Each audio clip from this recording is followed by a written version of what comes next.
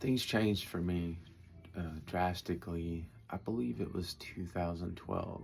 I went to a retreat weekend called Trace Dias, meaning 3 days. Some people call it Lamaeus.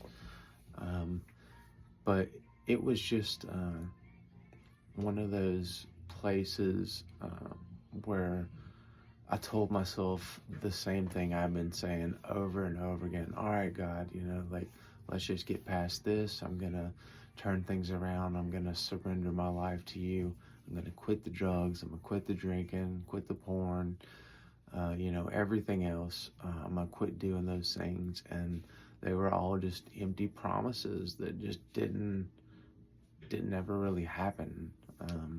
Looking back, I was trying to do those things out of my own strength, and nothing wrong with that. Like, everybody's got to learn that you can't do things out of your own strength. But again, in this Trace Dias weekend, that's where I consider myself to have received the baptism of the Holy Spirit. When I went into that, I was just upset and angry, closed off to people, not really wanting to talk more than what I had to. And after that 3 days of really what it is you're fasting. You're stepping away from the world so that you can, just spend all 3 of those days just soaking yourself in the Word and prayer and teaching and fellowship.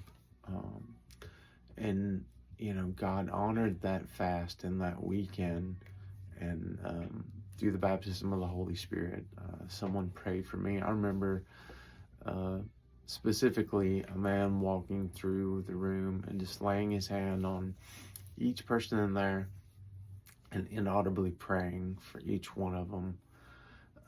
And the best I can figure, I think that was the point at which it happened for me.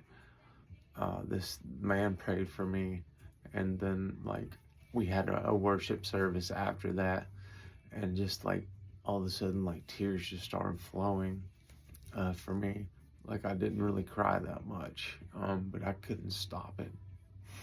Just the tears were just pouring out, and it felt like they weren't quite tears of pain. I mean, there was definitely a lot of pain coming out, but it also felt like it was joy. It felt like it was hope.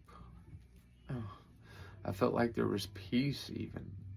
And it was just the Holy Spirit just telling me, that everything is going to be okay, that I understand where you're at and what you're trying to do and where you want to go. And I'm here inside of you.